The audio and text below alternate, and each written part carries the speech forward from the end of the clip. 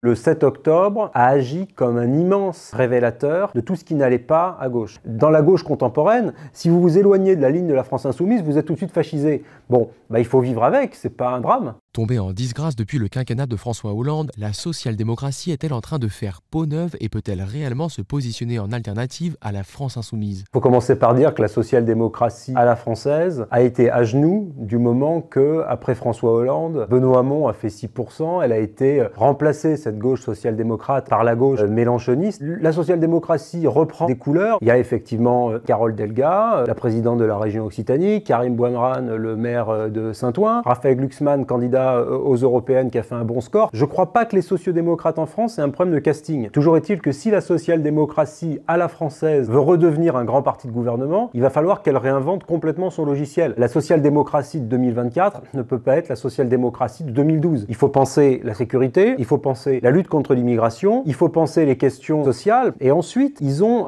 une fenêtre de tir, comme on dit en politique. Un certain nombre d'électeurs de gauche en ont assez de la mainmise de la France insoumise ou des idées woke ou néocolonialistes ou néo-féministes au sein de la gauche qui ont pris une importance absolument démesurée, et ces électeurs-là, ils sont orphelins aujourd'hui. Donc certains sont allés chez Emmanuel Macron, d'autres, à contre-cœur, sont allés voter pour le nouveau Front Populaire, d'autres ne votent plus du tout. Donc là, il y a véritablement un vivier d'électeurs à retrouver. Les sociodémocrates, ils ont un espace politique, des incarnations. Ce qu'il faut qu'ils trouvent maintenant, c'est l'axiome idéologique. Du reste, un certain nombre de pays d'Europe y arrivent très bien. On peut penser par exemple au Danemark avec Mette Frederiksen qui a pris des mesures très rudes sur les questions migratoires notamment. On peut penser à Keir Starmer au Royaume-Uni qui est parvenu lui aussi à purger son parti des Jeremy Corbyn et autres antisémites. Et donc c'est ça aujourd'hui la social-démocratie. Une social-démocratie qui rompt avec la mélenchonisation des esprits à gauche. Et pour ça, il faut une chose, du courage. Pensez-vous que la social-démocratie puisse, comme l'espère Raphaël Glucksmann, susciter une adhésion massive? Si c'est le cas, autour de quels projets concrets? C'était une des thèses de François Ruffin, il a bien raison, de dire qu'il ne faut pas opposer les bourgs et les tours. Il faut que ces sociodémocrates, ils parlent à tout le monde. À la France des provinces, à la France des grandes villes, à la France des banlieues, à la France des plus anciens. Et pour ça, il ne faut pas qu'il y ait de tabou. Il ne faut pas qu'il y ait de pudeur de gazelle à parler des problèmes que peut causer une immigration massive et incontrôlée. On peut traiter de la question migratoire avec des solutions de gauche, avec de l'humanité pour ce qui est par exemple de la sanctuarisation du droit d'asile, mais avec une sévérité républicaine quant à l'exécution par exemple des OQTF. Et elle doit aussi avoir des projets structurants capables d'emmener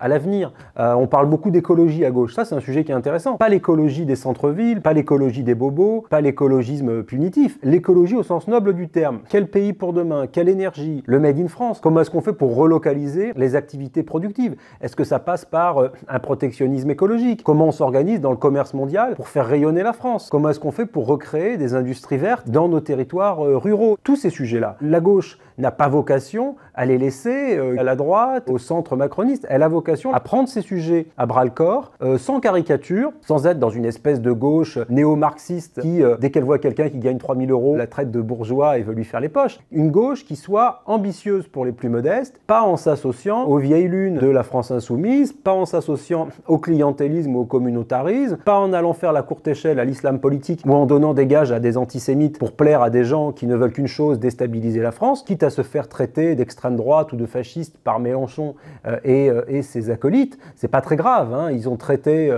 Fabien Roussel de suprémaciste blanc, François Ruffin a été traité de fasciste à la fête de l'humanité. Dans la gauche contemporaine, si vous vous éloignez de la ligne de la France insoumise, vous êtes tout de suite fascisé. Bon, il faut vivre avec, c'est pas un drame. Vous appelez la gauche à renouer le dialogue avec ce grand peuple de France, loin du clientélisme et du communautarisme. Mais est-ce encore possible dans un pays qui semble plus archipélisé que jamais? Moi je pense qu'il y a quand même une notion qui perdure, qui est la notion de peuple. Un gros mot le peuple, on donne souvent ça aux populistes. Non, le peuple c'est ceux sur lesquels s'exerce le pouvoir. Comment faire pour défendre les intérêts du peuple? Un peuple qui effectivement est composite, un peuple dans lequel certains pourraient être tentés de prélever, mais un peuple qui constitue aussi notre pays, notre patrie. Le modèle multiculturaliste qu'on nous a vendu pendant des années ne fonctionne pas, donc la gauche doit inventer un autre modèle qui n'est ni le multiculturalisme, ni le communautarisme. Ça passe peut-être par un retour à des notions comme l'intégration, voire l'assimilation, qui était d'ailleurs une valeur de gauche au XIXe siècle, qui n'était pas un gros mot. L'assimilation, c'est une pensée universaliste, c'est par-delà vos différences, par-delà vos religions, par-delà vos origines, par-delà votre couleur de peau,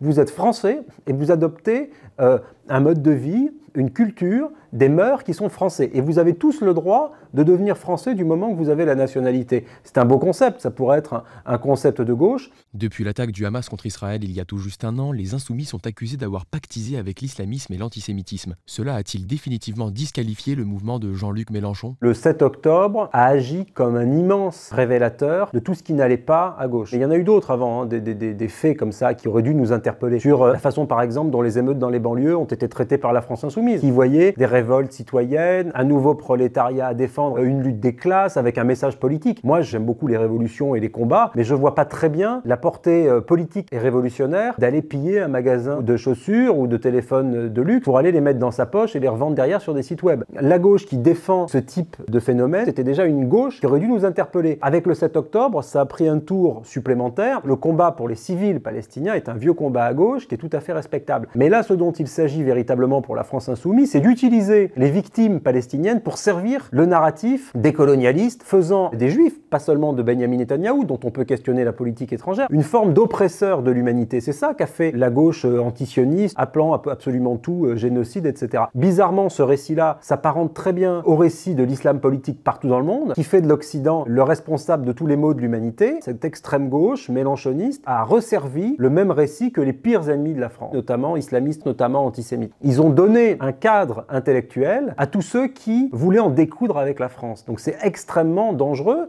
et cette gauche de la haine a aujourd'hui pris un rôle important, même si elle est minoritaire dans le pays.